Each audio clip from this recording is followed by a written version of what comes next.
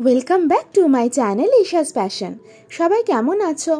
এর আগের ভিডিওতে তোমরা দেখেছো যে আমরা শিলিগুড়িতে নেমে গেছি সকালবেলা।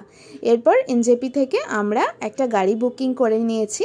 আমরা এই ট্রিপে টোটাল 10 জন ছিলাম, তো এই জন্য গাড়ি বুকিং করতে খুবই সুবিধা হয়েছে। তো একটা গাড়িতে নিজেদের ফ্যামিলি ফ্রেন্ডরা থাকলে খুবই এনজয় হয়, তাই না? তো এরপরে আমরা একটা হোটেলে এসে দাঁড়ালাম। এখানে একটু ফ্রেশ হব, বিকজ বাস থেকে নামার পরে আমরা ফ্রেশ হতে পারিনি। 2 আওয়ার্স মতো জার্নির পরে আমরা এই হোটেলটায় এলাম ফ্রেশ হওয়ার জন্য। তো ওয়েদারটা দেখো বেশ মেঘলা মেঘলা আছে, তো আমরা ভাবছি কতটা এনজয় করতে পারবো আমরা, বিকজ সানি ওয়েদার না হলে হয়তো আমরা কাঞ্চনজঙ্ঘা দেখতে পাবো না।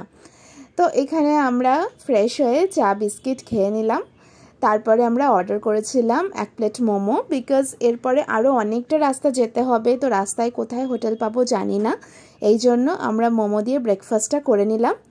তারপর গাড়িতে উঠে গেছি, আবার শুরু হয়ে গেছে আমাদের জার্নি। তো দেখো রাস্তাটা কত সুন্দর লাগছে।